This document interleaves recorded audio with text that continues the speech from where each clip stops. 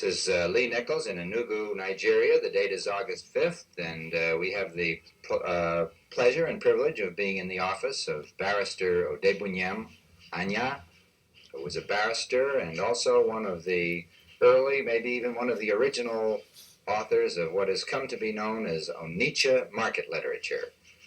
Welcome to our Voice of America microphone, Mr. Anya. And we'd like, excuse me. Yes, thank you very much. All right. I want to get a little recording of your voice level. This is going to be strictly informal, and it will be edited afterwards. Where do you come from, specifically in Nigeria, and where did you go to school? I come from Omana in Udi division of the East Central State of Nigeria, and I am resident in Enugu. And you were telling us a little while ago about how you happened to get started as a writer in the very first place. I understand you're not doing that kind of writing very much now, but what started you off? First, we'll ask you that, and then we'll get into what is Onitsha Market Literature and how did it come about generally. Why don't we switch? Why don't we ask you what was Onitsha Market Literature and how did you become involved in it? I discovered myself involved in what is now called Onitsha Market Literature just because I happen to be one of those who wrote storybooks and novels in the 50s. Hold on a second. Okay, continue. Onitsha Market Literature, indeed, is a name introduced in the 60s. I do not know how it came about. It must be a tag given to those of us who were able to write stories and pamphlets, questions and answers to examination papers, or what we used to call examination made easy. These pamphlets in book forms happen to have flooded Onitsha as an educational center in the 50s and were easily available to all and sundry. And many people took the incentive then to embark on writing. And what got you started? I think you said you were a boy in elementary school at the time?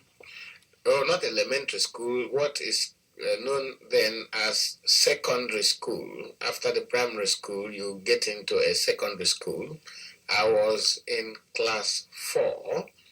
That was in 1952 in a secondary school called Merchants of Light Secondary School at Oba, near Onitsha. And how old were you? I was 17 years to be precise then. And my interests at school then were mainly in literature and the English language. I took delight in reading authors like Maria Corelli. I also braved reading some works of Robert Ingersoll, a very famous and prolific American writer, a lawyer also by profession, and some other novels by Charles Kingsley. I found their command of English language quite excellent, precise. These sources influenced me a great deal. I thought I could put my hands on some writing. I did so in 1952 while at school, and I was able to write a pamphlet which I named She Died in the Bloom of Youth. What was that about? This was a very short story of a girl and a boy, both of whom lived quite what might be regarded in moral circles as a reckless life. They got to know each other, exchanged love letters. They were a little bit careless when they got very intimate, and the girl found herself in the family way and died thereafter in an attempt to commit abortion. And would you say that this was basically a kind of a moral tale with a warning implied in it? I wouldn't say it was a moral tale. I felt uppermost in my mind then that I was producing a piece of story which could be very fascinating to a lot of people and which perhaps could serve as a warning, because in those days we were always taking delight in visiting some convent schools on push bicycles, getting to be admitted into the gates to speak to some of the girls, and we were never given access. Well, now, would you repeat again what you were saying before about what happened to this book and how it got published and your trials and tribulations of getting it printed and so on? Yes. My difficulty then, immediately I finished with the script and believed in me that I had produced something readable, I was having difficulty in getting them printed. I went to, looked around for publishers, but there weren't any available at Onitsha then. I found a printer who charged £30 to produce 500 copies. He wanted the £30 paid in advance before printing could be embarked upon. I hadn't the money. I made further search until I got to a man who had become a good friend up till today, called Francis Tabanse. He was then running a printing press called Tabanse Press at 58 Oguta Road, Onitsha. He agreed to print 500 copies for £20 and wanted £10 advance paid. I had to take a risk of paying this £10 from my term's school fees, boarding and tuition fees given to me by my guardian. I had to squeeze out £10 and pay. The books were not delivered in time to redeem my school fee. I was sent out of the school. I stayed out for 3 weeks and pressed on the printers until I was able to collect the printed books. I returned with the 500 copies to the boarding house in the secondary school at Oba. Luckily, before the next morning, there was a big rush. And in a week's time, the books were nearly bought up by the students. You carried all 500 books home with you. And then what happened? I carried all the 500 books home with me. Or to the school? To the school. The first approaches made was by students who took some just to read for curiosity's sake. But luckily, they read and found some substance in the book and found the books quite entertaining, and in fact became interested in buying more copies to send out to friends. This is where my luck struck. In a week's time, they had bought nearly the whole books. There was a girls' secondary school in Ibiako. It's called Girls' Secondary School Ibiako in the southeastern state. I received an order from a group of girls who sent me postal order and asked for 20 copies.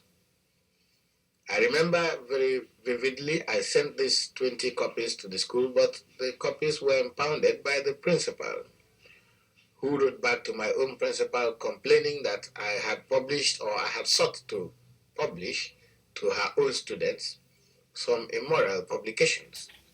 Well, by the standards of those days, was this first book, shall we say, somewhat bold and advanced in terms of its dealing with sex?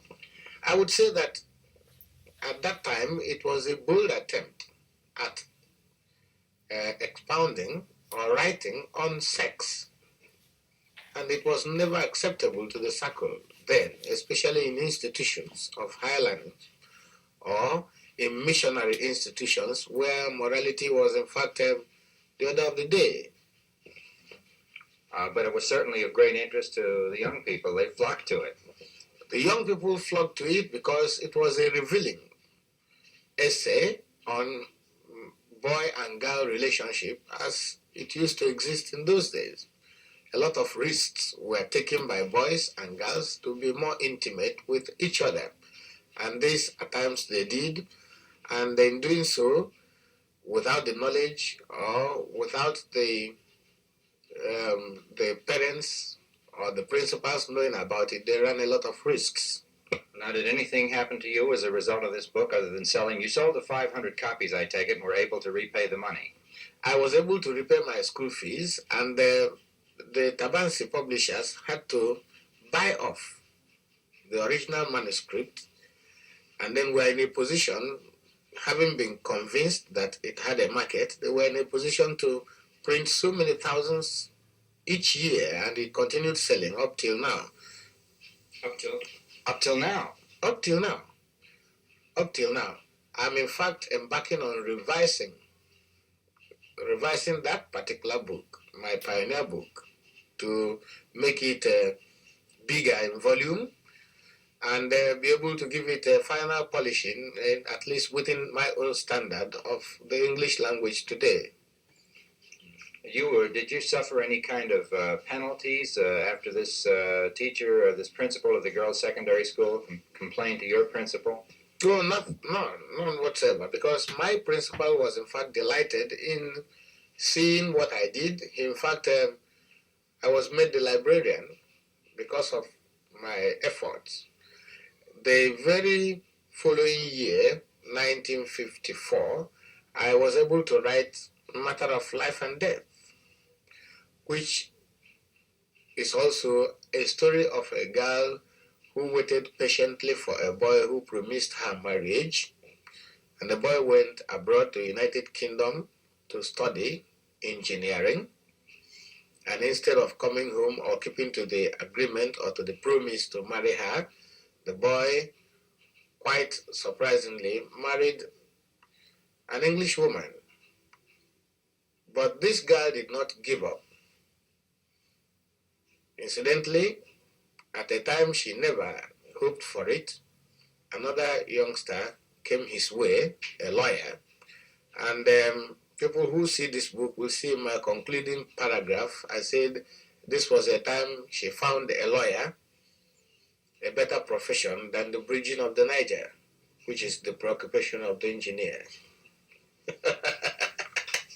Well, then you went on and wrote more of these small pamphlet-like books, did you not? Did I? You went on and wrote more books? Yes, I went on. I wrote Matter of Life and Death. I also wrote Wretched Orphan. I wrote, apart from Wretched Orphan and Matter of Life and Death, I wrote Bitter Days.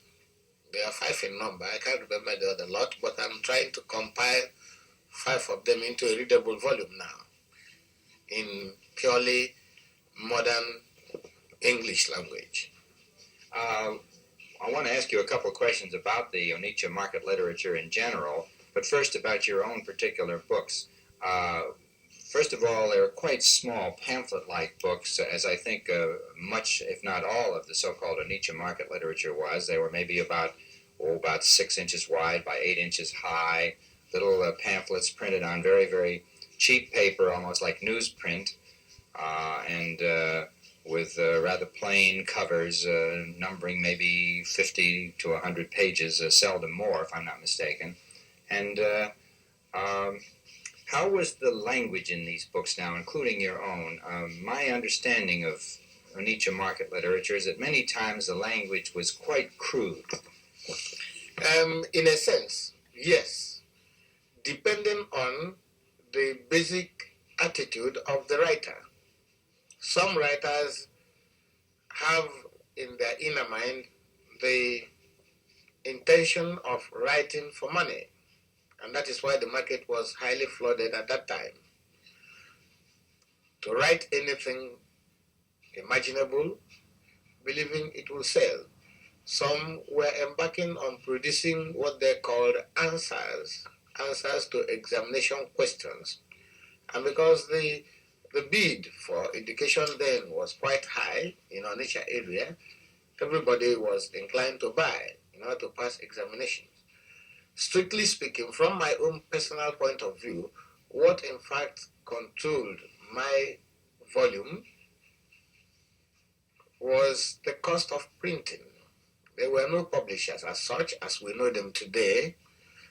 There were only printers, and most of these printers were offset printers who would charge according to the volume of the stuff you had sent over to them.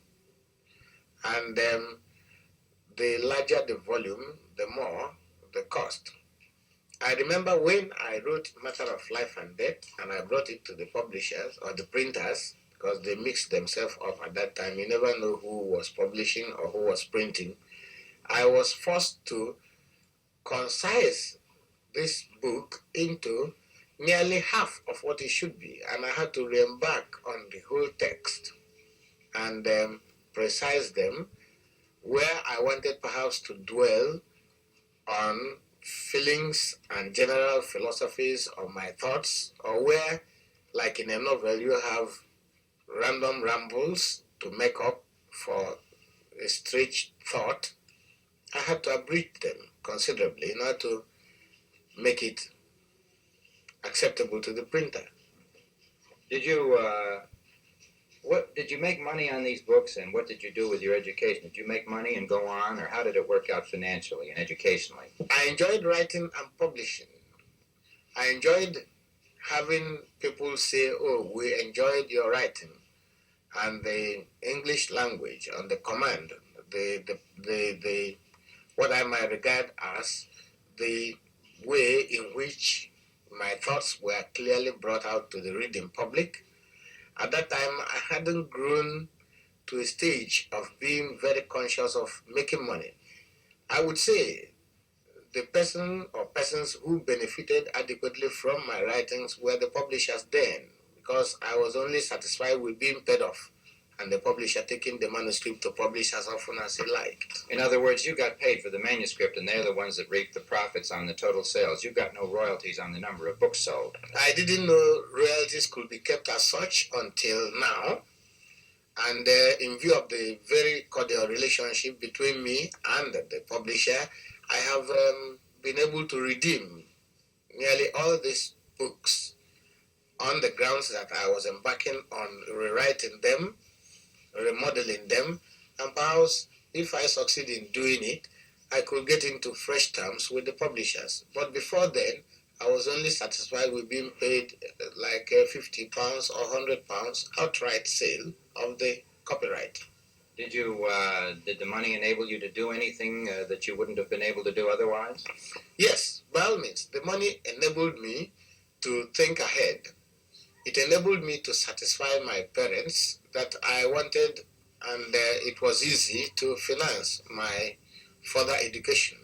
And my parents were able, they saw I had the initiative, they gave me the opportunity of choosing a career. I chose the legal profession. And when I showed what I had, and having seen what I had achieved, they were quite prepared to help me. And they did in fact help me. My guardian helped me and sent me abroad. I came home a disciplined lawyer. Why did you stop writing? I haven't stopped writing. I have always made it clear with emphasis to a lot of people who ask me this sort of question. While I was in Britain, I produced 2 manuscripts, and those manuscripts dwelt extensively on my experience in the United Kingdom. But I lost these 2 manuscripts during the war. Having become a pretty legal practitioner, I scarcely find the time to sit back again to write. I even keep postponing this, my intention to remodel most of these volumes. I believe that I will come back in full swing to writing. I haven't given up writing. It was my interest in writing that made me take a course in journalism in the London School of Journalism, and I got my diploma there. I was soon to seek entry to the Manchester Guardian to take to full journalism as a career, when my parents sent an SOS to me that they didn't want me to do anything except law. Were you one of the first of the so-called market writers? No, I wouldn't say I was one of. I wouldn't say I'm the first. I could say I'm one of the first. But the first, to my knowledge, was written by my tutor, Chike Okonya, late. He's now dead. He wrote what we call Tragic Niger Tales. I read this pamphlet. It was quite a fascinating piece. Chike Okonya, in his lifetime, was a self-made man. He studied on his own and graduated at the Ibadan University in extramural lecture and came back. And he set the pace. I must say he set the pace because it was his own tragic Niger Tales that to my knowledge, is the first of its kind to spring up in Onitsha. Did the group of writers, what kept this market going, at least in the fiction aspect, other than the didactic questions and answers and how to improve yourself books, which I understand were prevalent? Did the writers know one another, and what kept things going? No, Onitsha then was the center and the hub of modern education as we used to look at it in those days. Onitsha alone had more than 25 secondary schools and institutions. Some of these institutions are privately run institutions. And the mentality of the man who feels he was getting educated at that time is to show to the other fellows or to the public that he was getting educated. And the available way or the alternative way of doing this was mainly in writing. Writing anything you think you know, put it in writing. And publishers or printers were easily available in Onitsha, more than any other town in the country, as I used to know at that time. Because I was informed that somebody in Abeokuta was in a position to print. I made the contact. The printer preferred printing receipts and bill books to accepting manuscripts.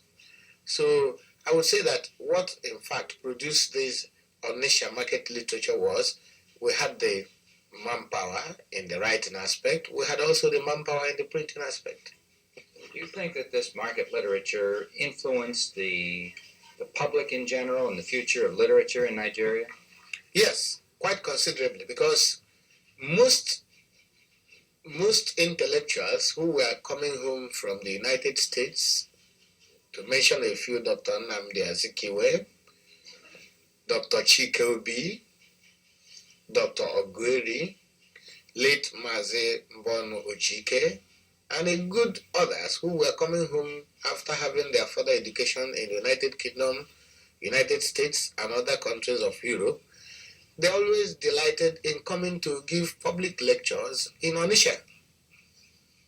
And I would say that Onitsha was then an academic spot. It doesn't matter that today the University of Nigeria had been shifted to Nsukka, but one would have thought that the most appropriate place to pitch a university, having regard to the volume of academic progress being achieved in Onitsha at that time, would have been at Onitsha. But you still didn't answer the question of whether this particular so-called market literature has influenced the literature has influenced the future of literature as it rose in Nigeria. Oh, a great deal, a great deal. It has influenced literature as it rose in Nigeria.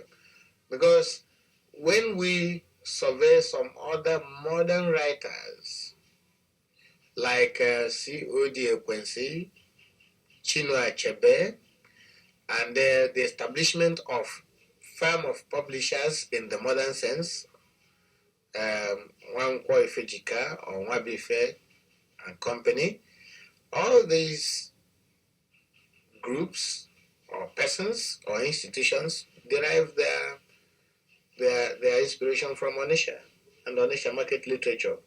It's in fact this great bang it has on the society that made it possible for the gentleman who gave it the tag Onitsha Market Literature to do so. Now, to wind up, I wonder if you'd be willing to perhaps read a portion, a small segment from one of your books and describe the setting, what the book's about and the setting. Mr. Anya is now going to read just a little bit from Matter of Life and Death, one of his early pamphlet-like novels. And would you describe the setting now? This is about the young woman who was in love with the boy, and he went off to school in England, as Mr. Anya described earlier. And she has now found that he has taken an English wife by this time, as I remember it. Yes. The most striking moment was at the Enugu airport. This young girl went to the Enugu airport in the hope that she was going to welcome his beloved one, Obed, coming home from the United Kingdom. I mean, her beloved one. Her beloved one, indeed. But to her greatest surprise, Obed got off the aircraft with an English wife. She was there and then fully aware that she had become forsaken by Obed. It was a very, very restless day for her, and I can read a portion of what could describe her day when you refer to the last paragraph of that chapter. Tonight, as I stand, she began, by my window and watch the cloudy night fall back, I think of our love and its beauty. But while the clouds and the fogs hit the ground and disappear, I feel it is just like your love, which has melted away. Oh, they have melted and trickled away. It is like a stab on my heart, for your love was just like the clouds, retreating and dying away evermore. So I raised my eyes to the heaven and slightly prayed for your sake. Silently prayed for your sake, that you never will find your heart dying, but behold, your love is just like the clouds, fading and fading away behind a dry mountain. We were meant for each other, true as the heavens above, but you have violated the rules of our life. You have stolen my heart and mind. I must live or die if you do not return to me. I went on singing till daybreak. None came to me, and no news returned. Then I knew that it was a fact that I would never be with Obed.